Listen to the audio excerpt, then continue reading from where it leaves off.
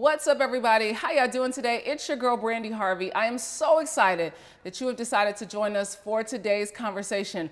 I am like elated for this one. Y'all don't even know. I am like, my cup runneth over to be able to talk to. As I told her before we got started, I always say the same thing about her. She is a good human, a good person. So I am excited.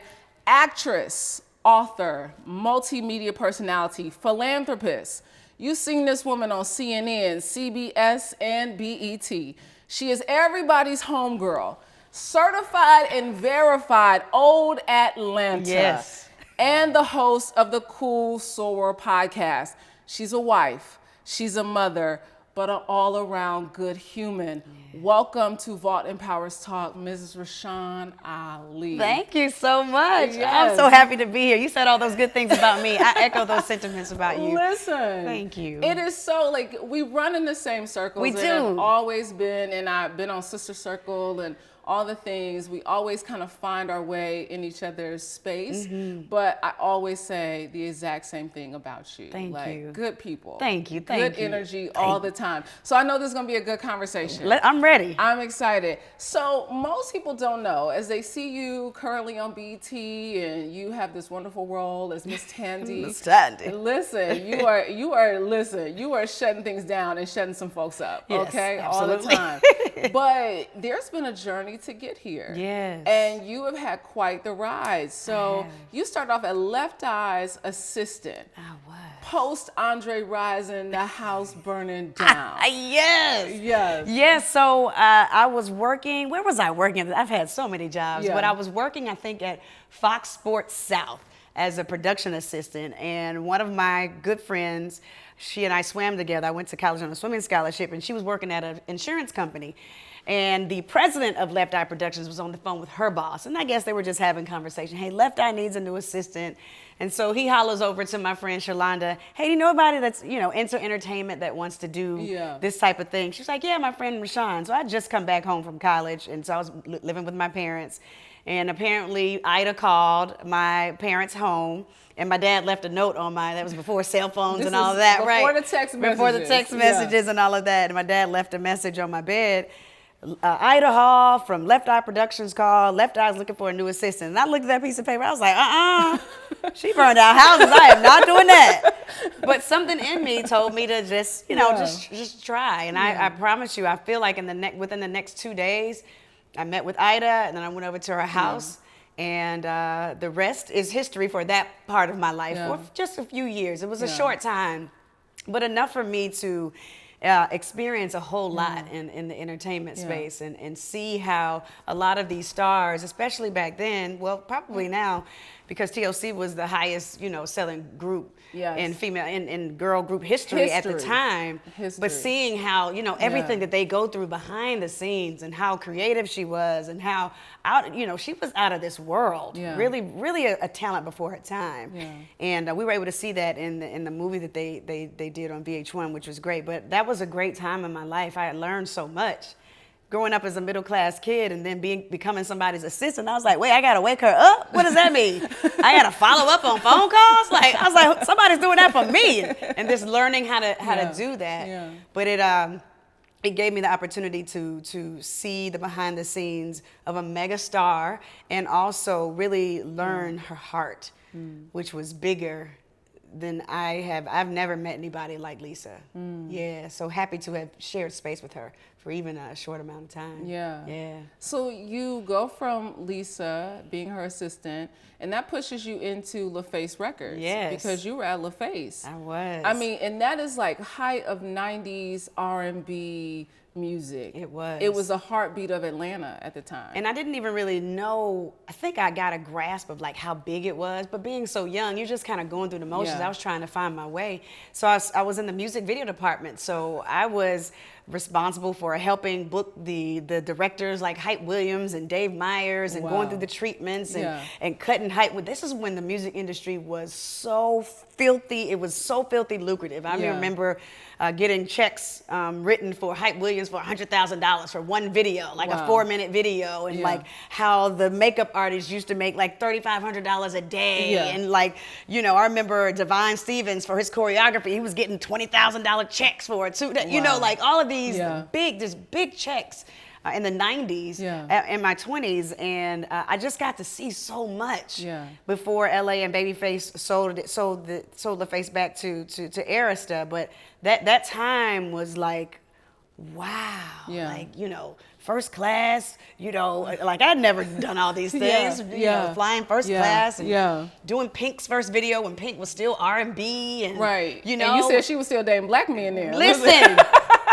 Still dating black men then. Like, you listen, I was like, Pink though. Pink is from Philly. Don't get it twisted. Exactly. Yes, listen, and I remember her, when you said that in one of your interviews, I was like, but that was the Pink I fell in love with. Exactly. That was the Pink I fell in love with. There you go. Yes, R&B Pink. Yes. And I still enjoyed her as her career has just evolved and she's like morphed into who she really is and wanted to become. But it's something to say about longevity in this business and what you've been able to do. Yeah. I mean, I you know, I always think about like when somebody does my behind the music. Remember those back in the day? It's gonna be like, and then in 1990, you know, it's just all these different pictures. But I think that's the beauty of life, the journey, and being able to really evolve. And also when things don't go your way, like figuring out who you are in that space and then becoming who you are in the next space. That has been truly a blessing for me, that it's the movement. I always say the blessing is in the movement. What do you do when things aren't going your way? You might have a couple of days to be like, oh man, this is bad. But what do you do when you get back up? And I think that's the beauty of evolution and becoming who you are in the space that you're supposed to be in that particular time in your life. In that particular time in your life. Yes. And so I recently watched one of your interviews. You were interviewing, I mean, really, you call him your vessel. Yes. Ryan Cameron. And if people do not understand and know who Ryan Cameron is, he is a staple in Atlanta radio. Yes. And so you did a contest. A contest, like American Idol. You competed to be on his show. Yes, so I do have a degree in broadcast journalism. Backstory, I wanted to go to film school, and so I got accepted into American University right after I finished up at Florida A&M University. I applied to Florida State, NYU. I wanted to be a director. And so I got into American. I'm all excited. I go up to Washington, D.C. I visit the school. I'm like, yes, I'm going to film school. My mom was like, no, you're not. And I was like, huh? But at the time, I wasn't one of those children that knew how to fight for myself, like make a way, like because they were always there to provide. But both my brother and I got full scholarships to college, athletic and academic. So everything was paid for. So in my mind, I'm like, where is the money that you saved? Can you pay the money that is needed for film school? So I had to figure out what my life was going to look like. So I came back to Atlanta to kind of figure out what that space looked like. So that film process, or not being able to go to film school, I was like, what am I gonna do next? So literally working at Fox Sports South, then I worked at the Atlanta Board of Education in accounts payable. I don't even like math, but it was a family friend who got me a job. So I'm listening on the radio. He's like, Ryan Cameron's like, I'm looking for a new co-host. We're gonna have this citywide competition. And I'm like, well, I have a degree in it. I was really good in college radio. I had my own Monday night show. I was really popular on campus, especially because of my radio show. And I was like, well, I might as well give it a try. I've tried everything else. And I did a whole video on myself. I did these 3 vignettes, and one had an accent, one had a hood Decatur girl, and one I was doing a real interview with my man DJ Nabs, but it showed my versatility. And I had my guy Taye, who I spoke about on my Instagram page, just how he walked the tape in to Hot 107.9, went to a big audition, and they narrowed it down to 10 people, and here I am today because of that opportunity. And now I had to make sure I worked hard. You can't just be given something and think that it's gonna just pan out for you. I worked hard on radio, and it has been my foundation to this day. And you always, even when I was watching your interview with Ryan Cameron, I was like, this is two radio people like having a whole conversation because y'all sound like y'all are doing a radio show like the entire time. That is exactly what your background is. Yes. And you say that you worked hard because this has been years, because when I first moved to Atlanta in 2007, you were one of the first voices I learned on the radio. Wow. One of the first voices in 2007 when I moved here to funny. Atlanta. And so I always wanted to, and I still do, submerge myself every morning with a morning show. Absolutely. That's very for the culture of Atlanta. And you've had such a long career.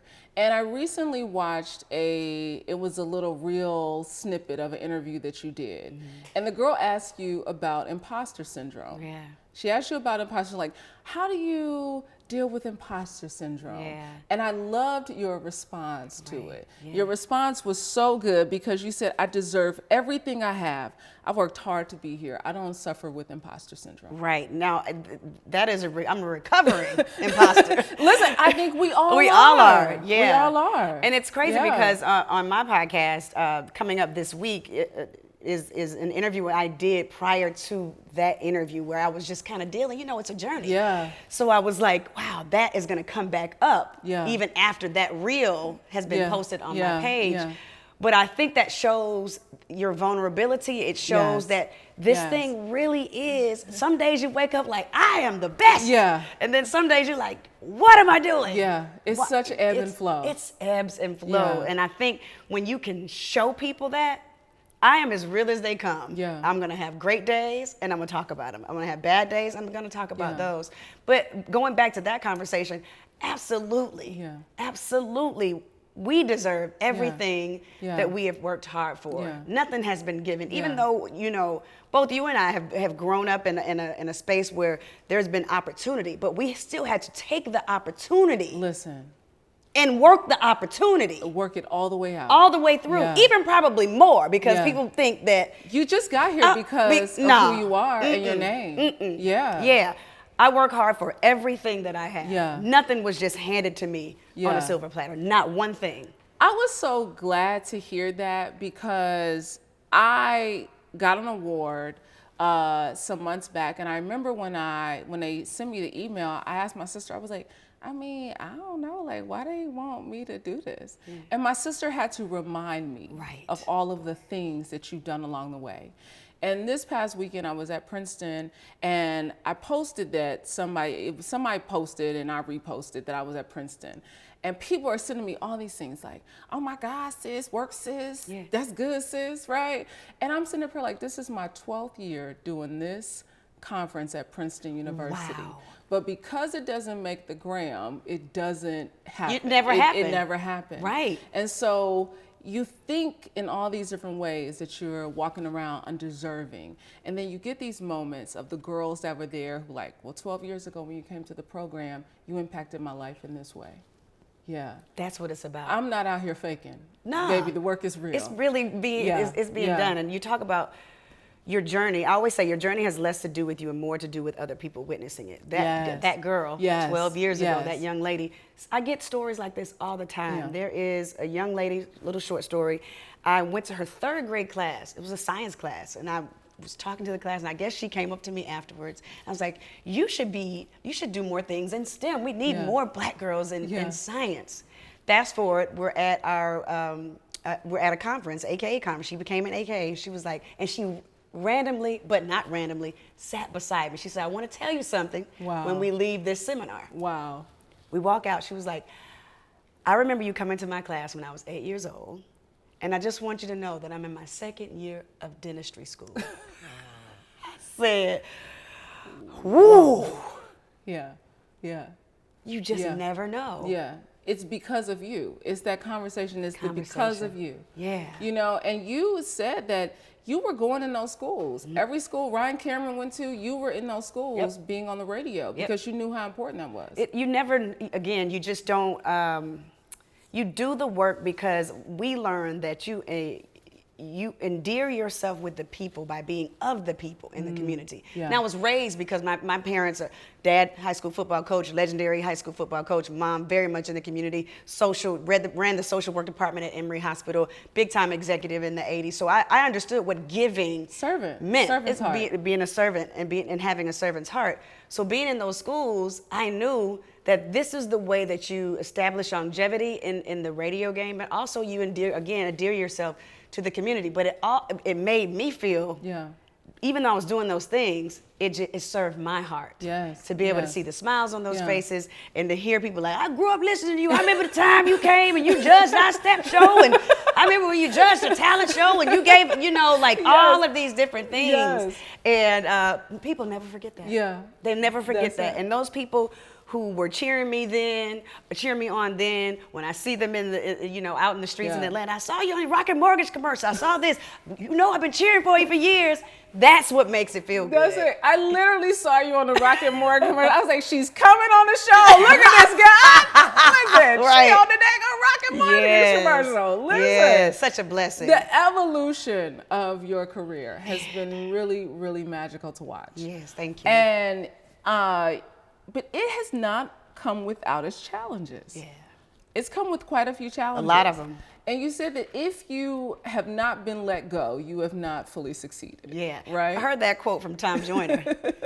So you've been let go a few times. Oh, yes. But there was one particular time that you weren't let go, but it kind of put a little snag in the situation. Yeah. You were pregnant with your now 16-year-old daughter, Bailey, and you were on the 18 Morning Show here in Atlanta, and you were on maternity leave. Yes. And so you went on maternity leave, and then they called you asking you to come back. Yes, one particular person. He knows who he is. But they retracted that because they knew they was out of order. Yes, very much so out of order. But you had a replacement. You had a Yeah, fill-in. I did. So talk about that situation. Yeah, that one was career changing and life changing at the same time, because when you come back to your job, I mean, literally, my last day of work was a Friday, and I had my daughter on a Sunday. That's how committed I was to this station. Wow.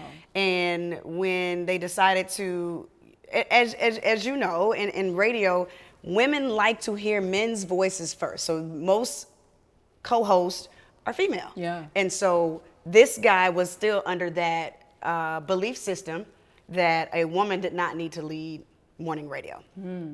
That model still exists. Oh, it still exists to That this model very still day. exists. Yeah. Most women that have their own morning shows are celebrities or singers or whatever. You have a few. Like Dee Dee in the Morning is doing her thing. Like, it's a lot of them that still are, but the majority. Yeah, majority. It's a male leading, and so he was under that belief system, and he said, "Hey." I was like, "Hey, when is my guy gonna go back to his spot? Because I'm back. I'm back. I'm up in here, nursing my, putting the milk in the little things and everything, and making sure I have milk for my baby later on. I'm doing all the things right to make sure I'm committed to this job."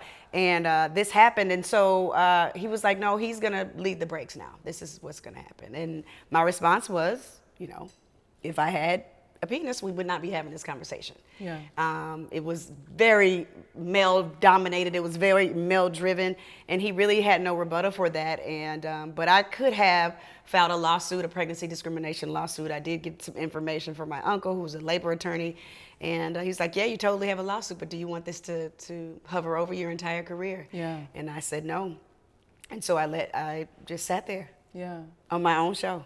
So many women make that sacrifice. Oh, I know. So many women. Yeah. Like, they just have to kind of suck it up and say, okay, I'm not going to proceed. I'm not going to cause too much trouble because this trouble will follow me. Exactly. In retrospect, I probably would have done the same thing. It was good for me to, well, you know what? I'm lying. In retrospect, I would have got that money. And I'd have set my own stuff up, and then I'd have been straight. No, but it grew me in a way, though. Yeah. It grew me in a way because my friend, Empress Cersei, he's such an incredible guy. He was so uncomfortable being there, Wow. And so he had to do it, and he didn't want to do it. But but this was also like he's trying to keep his job. Exactly, Yeah. and he's such an incredible guy. So who's still on the radio? Yeah, to this day in Atlanta. So when a new program director came in, they switched it back, and so I got my gig back. But it took a while. It was like a year or so where I had to kind of sit there and just watch it happen. Yeah. Yeah. So you said it humbled you and it taught you patience. Yes. What did it teach you about yourself in that season? Wow. That I know I've always been a good person. But like that literally solidified it, because I wasn't evil or mean to anyone that had quote unquote done anything to me. And I think that's nothing but God's grace, kind of showing up saying, I got you. And I know this wasn't of my will, but I got you. And look at me now. All right?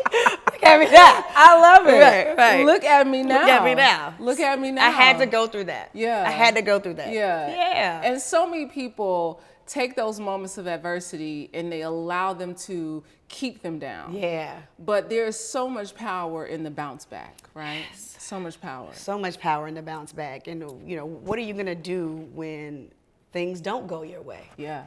How are you going to uplift yourself and also understand, again, that someone else is looking at how you respond to that situation? Yeah. So then when they're faced with something similar, I remember when that happened to Rashan. She did this. And look. Yeah. So it's the example. It's the example that we're constantly setting. Someone is always watching us. We may never meet those people. Yeah. But someone's watching, and you never know how your influence will help them. I love that. Yeah. I love that, because you had to do it again. Yeah, right? all the time. You were let go from Sister Circle. It ended. It the did. show was ending. And Thursday, you were released out of the Sister Circle world. But by Monday, you were taking over for Ryan Cameron in his absence. Yes. So during the pandemic, nobody knew what was going to happen. And so we were already kind of right there on the edge when it came to being canceled from Tegna. Tegna was the parent company. A lot of people thought it was TV1, but Tegna was the production company, and TV1 was the cable partner. So a lot of people try to blame TV1. It wasn't their fault at all. Look at it. See, y'all took out the good black show. You know how we do. Listen, we gonna be the first one. Right. So they let us go, and I was sad for like a day. Yeah. And I called Ryan. I always call him, especially when things I know might hit the media, and even after we start working together, he still played that mentor type role. And so I was like, let me call him before it hits the media. And I called him a couple of times. I'm like, man, that's not like him to not call me back. And so I called his producer. I was like, hey, is everything going okay with Ryan? And he was like, well, not really. And so I found out that he was really, really ill in the hospital. And when I found out the severity of it, I was like, oh, this is like, I need to be in the prayer closet type of hospitalization. And so I called the program director, Derek Harper, and I was like, hey, if you guys need anybody to fill in, like, I know Ryan didn't trust a lot of people, but I'm like, I could be the person that could fill in for him. And I literally did. You had a really clear statement. You said, if there's anybody who can hold the city down in his absence, it's me. Oh, yeah. Yeah, absolutely. Anybody. Well, yeah, because Atlanta is a very special place. It is. And it's a very special place, and we love our yes. But we love who we love. We love who we love. Yeah. We love who we love. You're absolutely right. And so having come under his tutelage, and we done some really great work together, and me establishing myself in the industry, I mean, I knew I was the person. Yeah. And so I literally did it. Obviously, that was during the pandemic. I did it from my front room, and I was out looking outside every day. I did it Monday, Wednesday, and Friday. I filled in for Monday, Wednesday, and Friday for 6 months. Yeah. And I was the person that was able to interview him back from the hospital once he was able to talk again and all of that. So it was it was surreal. Yeah.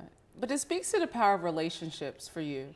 And you were so clear on relationship building and establishing and maintaining those relationships over the years. Yeah. And people identify that, and they trust you for that. Yeah. Yeah. You become very trustworthy.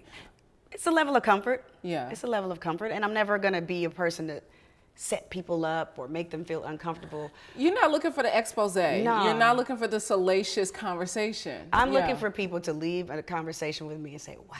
Yeah. I've never spoken like that. Yeah. I've never said those Yeah. things out loud. Yeah. You want a Yeah. level of comfortability, Yeah. like you do with Yeah. your guests, a level of comfortability. Yeah. You can get anything you want Listen. by how you approach it. Yeah. That's with life. In any interview, you can get anything you want. You can have publicists like, we're not going to talk about this, we're not going to talk about that. Okay, but there's also a way that you can approach a question that makes people feel very comfortable. Exactly. And so that's just Yeah. how I'm everybody's homegirl. I got your back. Yeah. And if there's something that is completely off limits, of course I got you. Yeah. You know? Yeah. But there's a way to say, hey, how did you learn from certain experiences Yeah. in your life that make you better to this day? That make you better. Yeah. That yeah, make you better. Absolutely. So you've done some things over the years that have made you better. One of those, and this is where we share a little similarity, you have competed in fitness. Yes. You've competed in fitness. And you did 3 shows, and if anybody knows how much work it takes to go into preparing for a fitness competition, it is going to take you beyond yourself.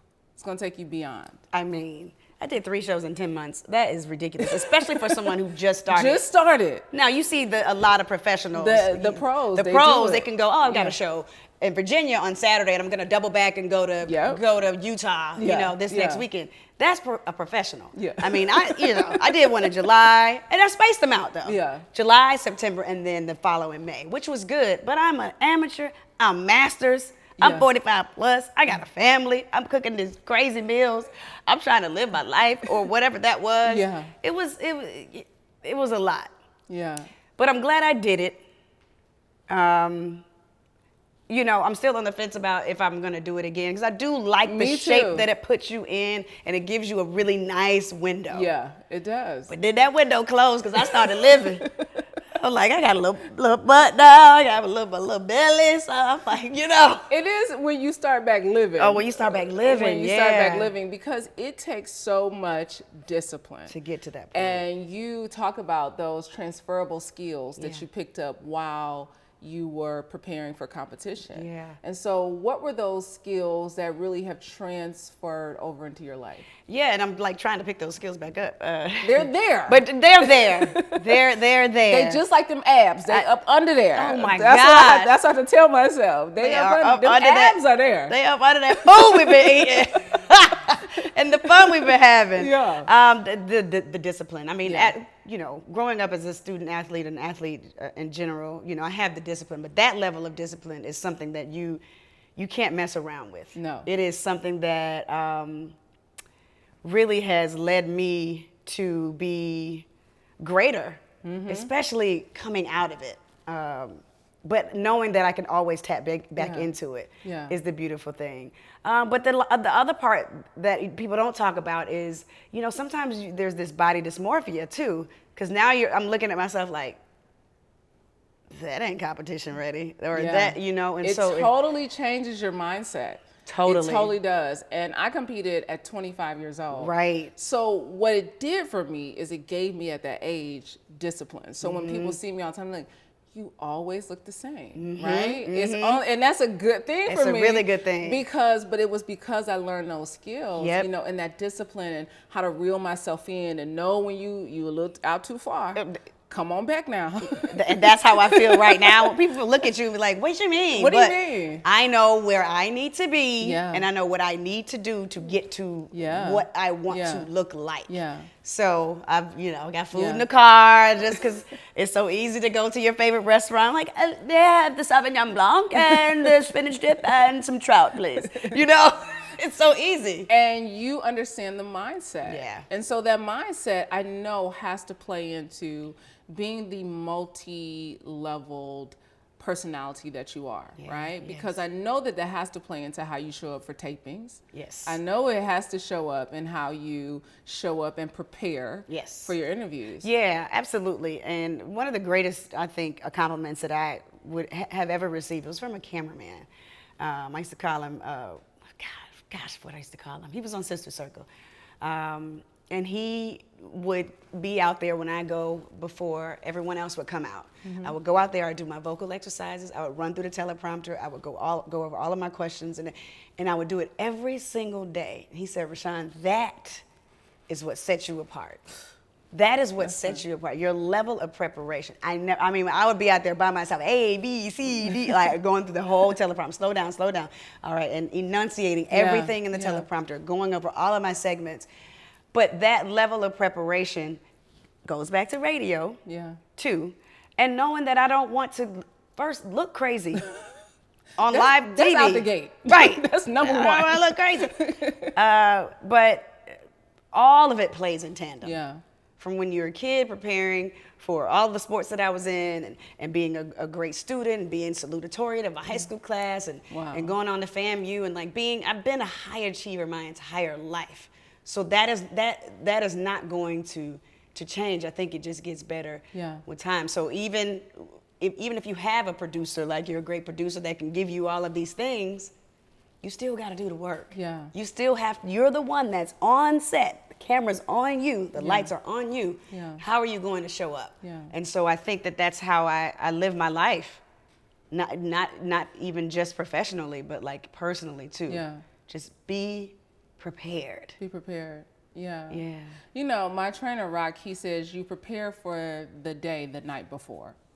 And so that's why when you have your meals already in the car and you got your gym bag already ready and you are prepared to win.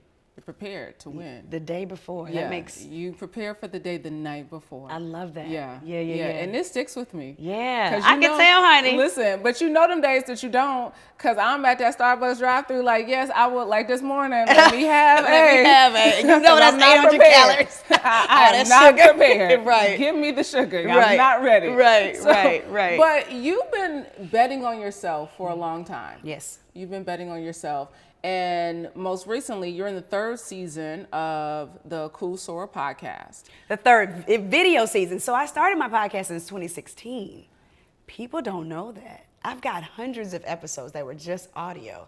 So I started in 2016. I just started doing the video because I wanted to elevate. Yeah. Because especially when so many people started podcasts, I'm like, how am I going to separate yourself? Exactly. And I'm like, let me bet on myself.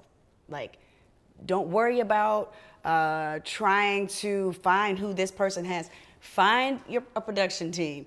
Tap into your producer that used to be on Sister Circle. She can produce your podcast. Yeah. Shout out to Nicole. You know, and get your makeup artist. Yeah. Get your stylist. Like, God gave you everything that you actually need to take yourself to the next level. Yeah. Stop waiting on somebody to give you a yes. And that's what I tell a lot of young people. Stop waiting on people to tell you to give you a yes. Yeah. You say yes every morning to yourself. You say yes every morning to yourself. Yeah. And so I started betting on myself. And so that's what people have seen, the elevation. But I've been doing it since 2016. You've been doing the work. Doing the work. Which speaks to your entire life of doing the work. Yes, putting in the work. Yeah, you've been doing the work for a long time.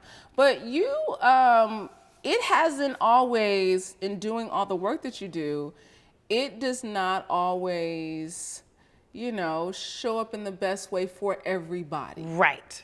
Doesn't show up in the best way. And so your husband one day, as you're the multi-talented, multifaceted, multi-leveled personality, said to you one day, and this created a shift for you, is the world gets all of Rashan Ali, and I can't even get a piece when you come in the house. Piece of Rashan, yeah. That was pretty early too, back when you talk about going to all those schools and going to all these appearances.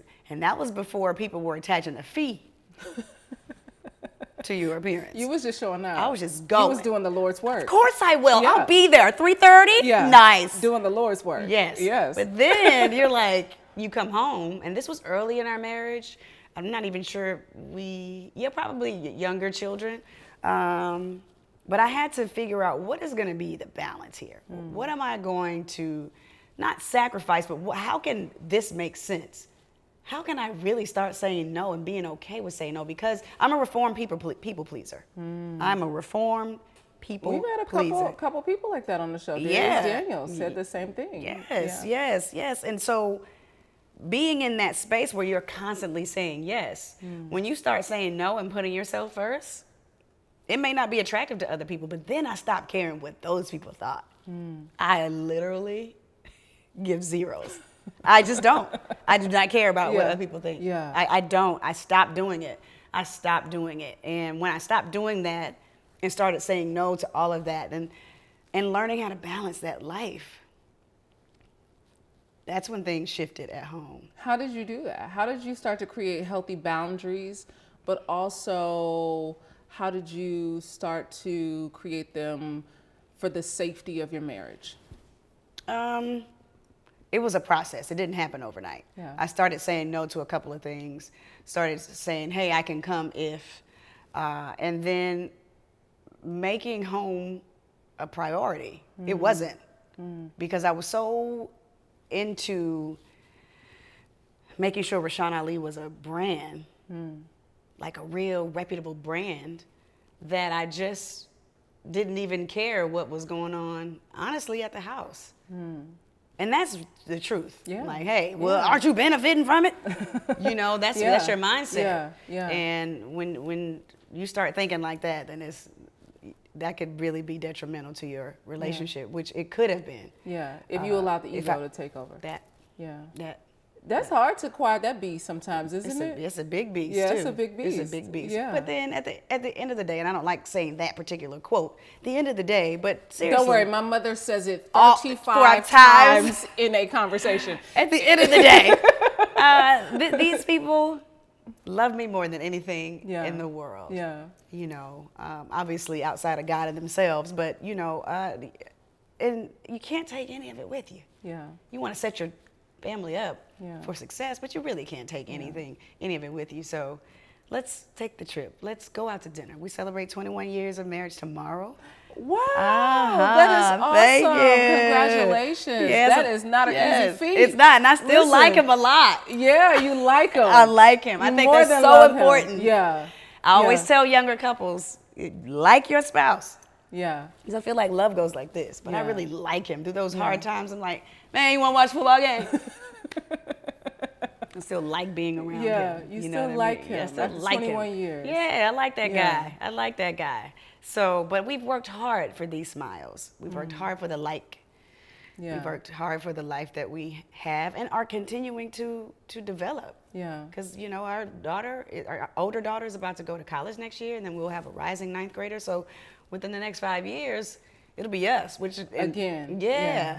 And that changes. It does, but we put in the work because we spend time together. Yeah. We go out.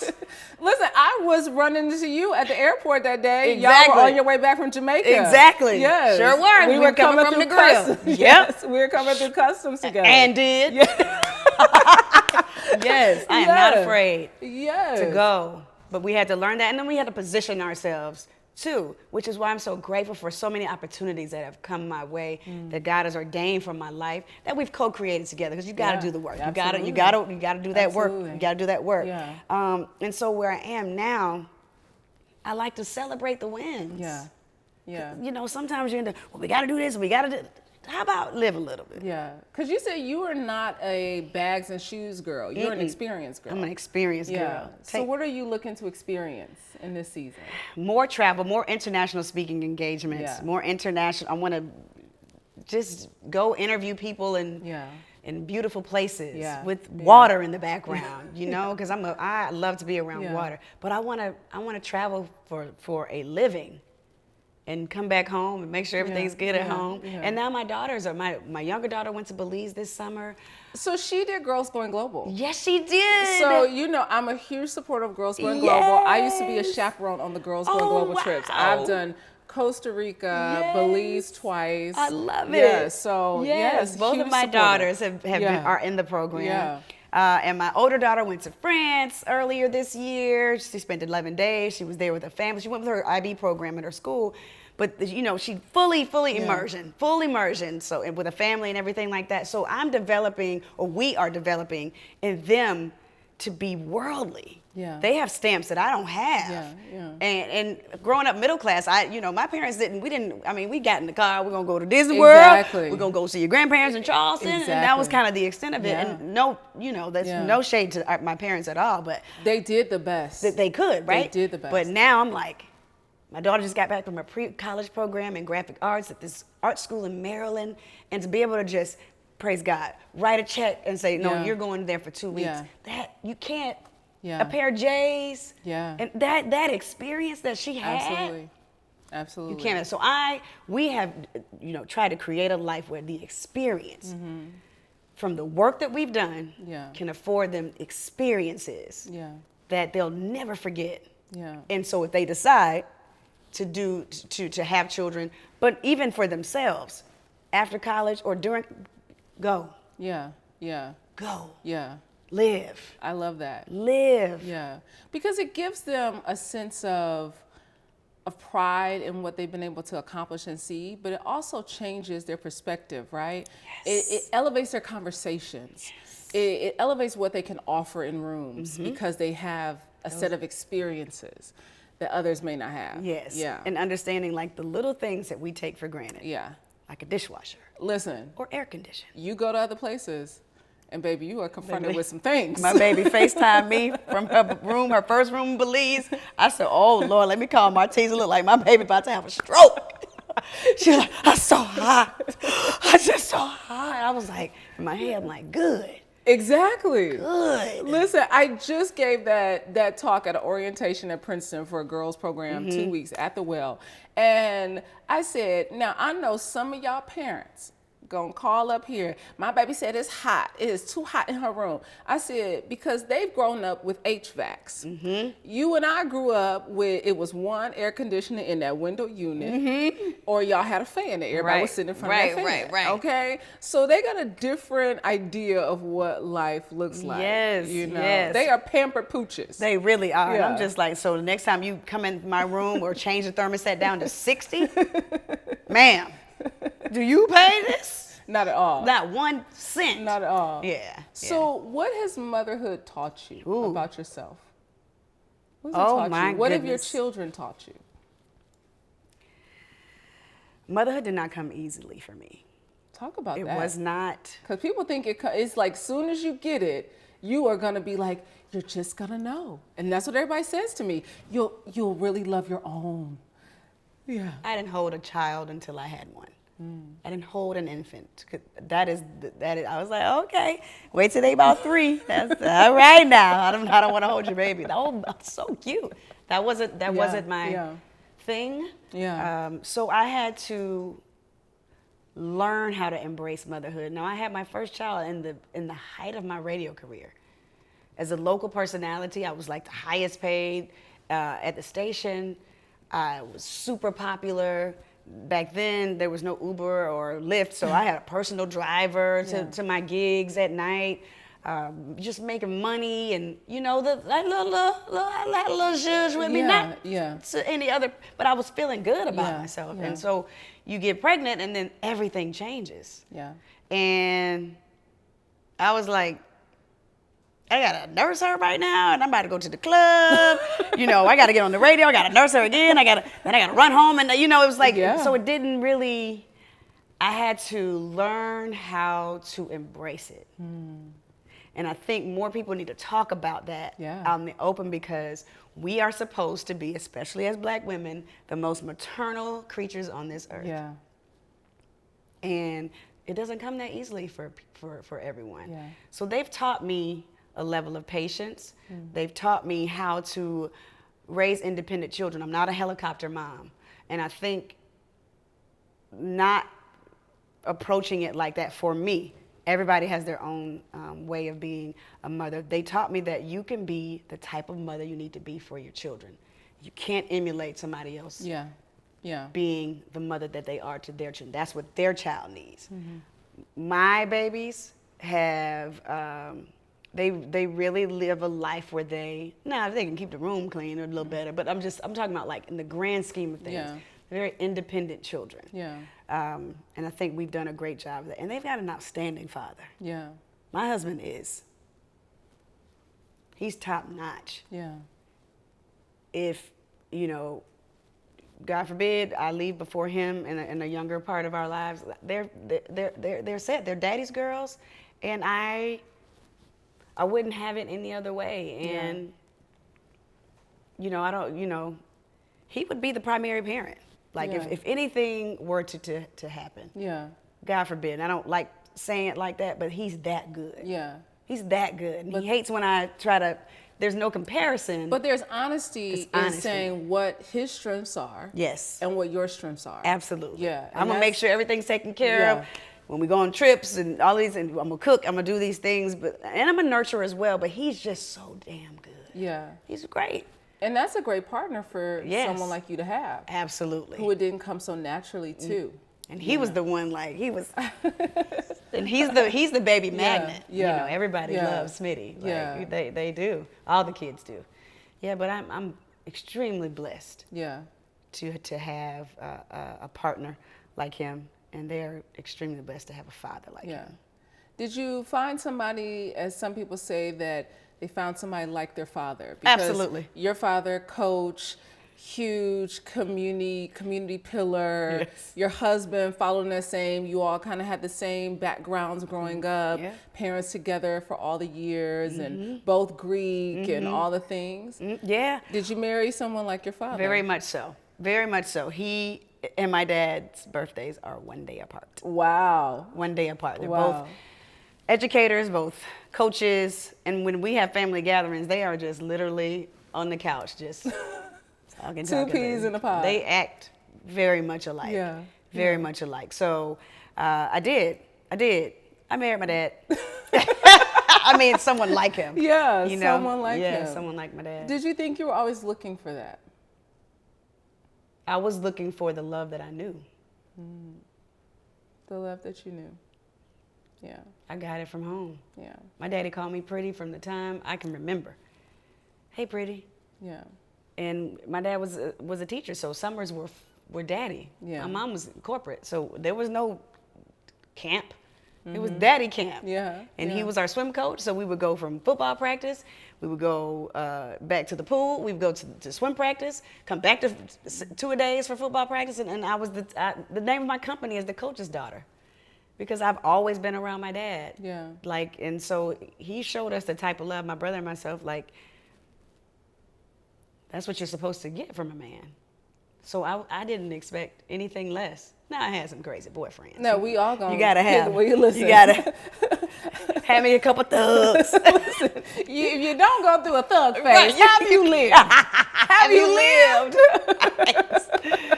So yeah. I learned that from Yeah. learn love from my dad. Learn love of a man from my Yeah. father. Mm-hmm. So you didn't have to go searching it out. Nah.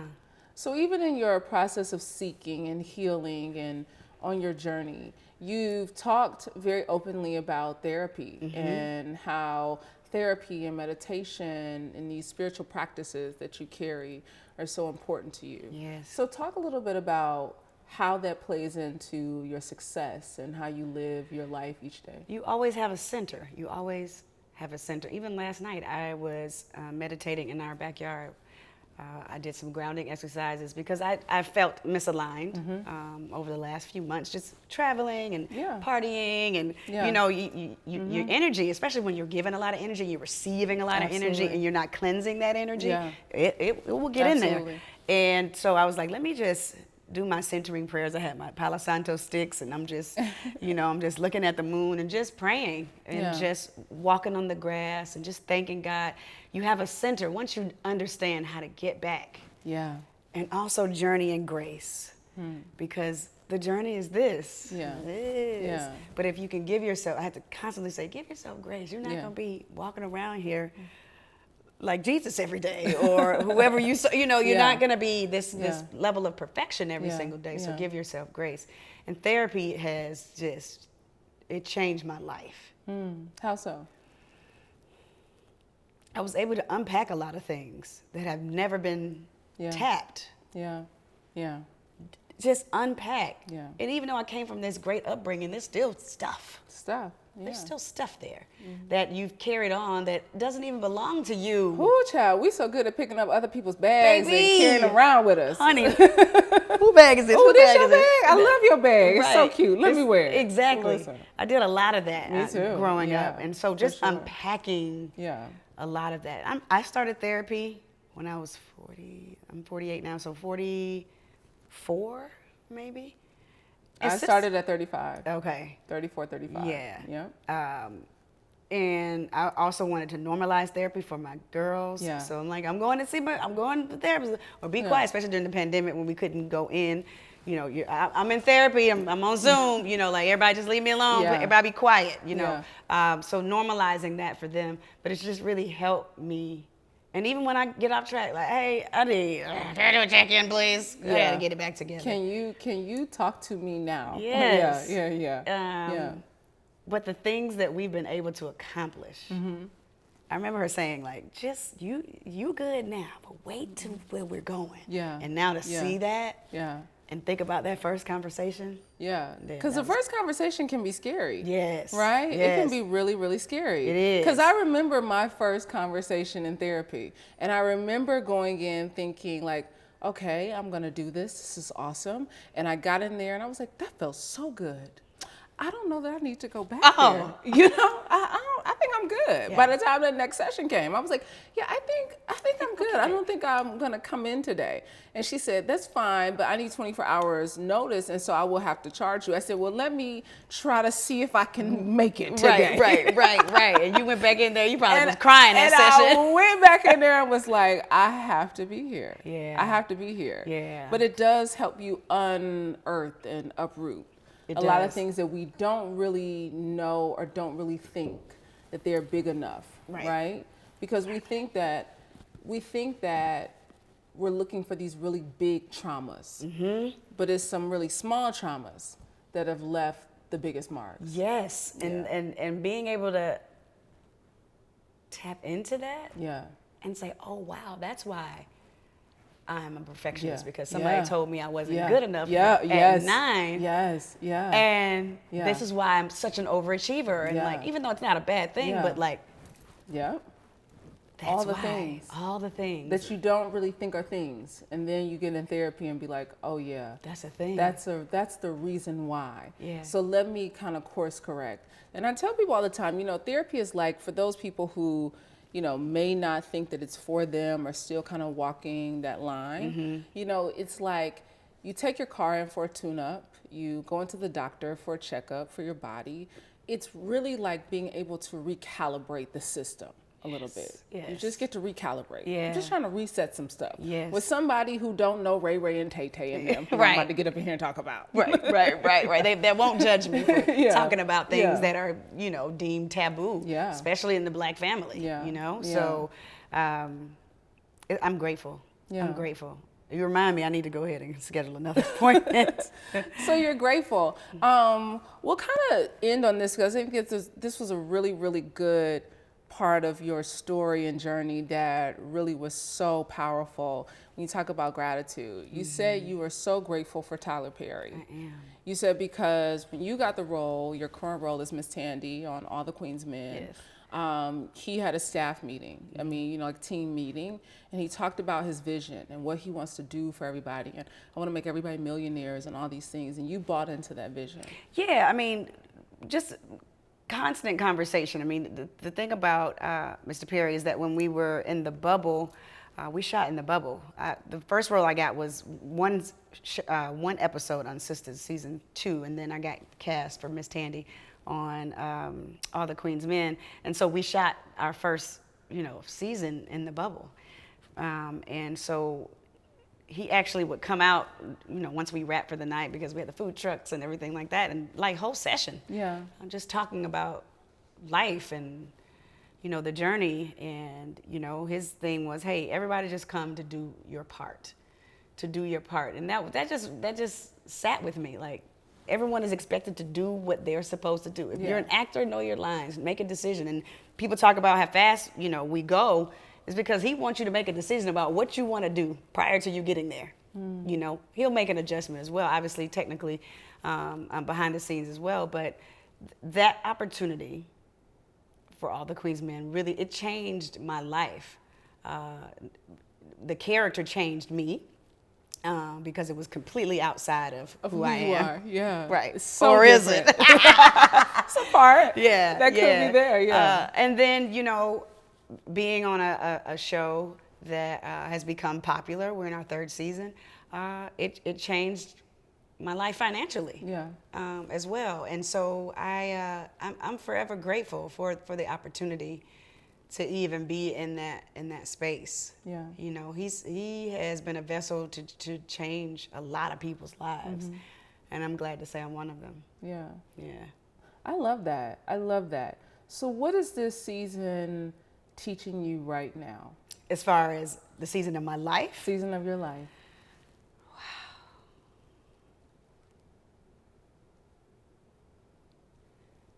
I have to trust that everything that I've dreamed of that's already in the vortex is here. And that I am attracting it to me. So not to worry, because as creatives and as high achieving Listen. people, Yeah. we're like, so sometimes we're like, what's next, you know? Yeah. But trusting that it's here. It's already here. It's already here. We're just meeting at the time we're supposed to meet. And continuing to stand in the gratitude. That is part of the journey. And to really, really journey again. Journey in grace. Because when you're good, it's universal law that good comes back to you. Yeah. Yeah. And so I just got to make sure that I continue to believe that, even in those days when you doubt, you know? Because the doubt's going to come. It's human. Yeah. We are being humans. Yeah. Yeah. We're being. Yeah. So anything can come your way. How will you respond? Yeah. I'm trying to respond. No, I am responding in gratitude and knowing that what is for me, let me say that again, and knowing that what is for me will never miss me. It's never going to miss you. So what are you grateful for right now? This moment. This moment. Amen. Because I'm in it. Yeah. And I'm blessed to have it with you. Amen. That's a perfect ending. I couldn't have asked for a better one. So divine. Thank you. The multi-talented, multi-layered, multifaceted, old Atlanta, new Atlanta, all things, but just an overall good human. Thank you. I am so excited. I think you're one of those people that you got a sideline of people cheering for you and you don't even know it. Like, everybody got their pom-poms out. Thank you. For you and what you're going to do. It is so amazing, but you are all around good human. So you guys, thank you for joining my conversation with the beautiful Rashan Ali. This is Vault Empowers Talks.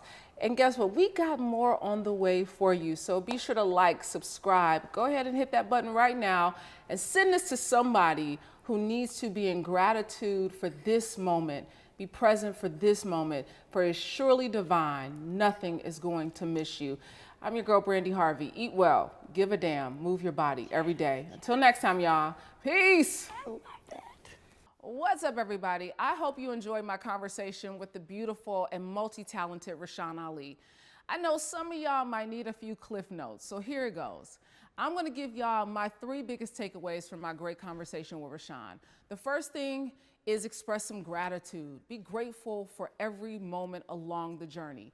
Rashan tells a beautiful story of her working with Tyler Perry, and she bought into his vision in such a great way. But she's been grateful for what that role that she walked into because of Tyler Perry. She's grateful for what it has done and all the doors it's opened in her life. The second thing is show yourself some grace.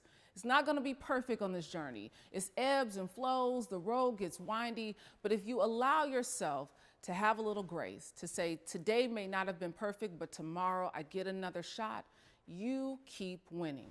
But the third thing that I took from her wonderful long career and having longevity is that she has done the work. You don't get out of doing the work, people. No matter if you start off as the assistant of Left Eye and it takes you to be an actress on Tyler Perry's show, the work is going to speak for itself. But it shows up the moment you show up. Until next time, y'all. Peace.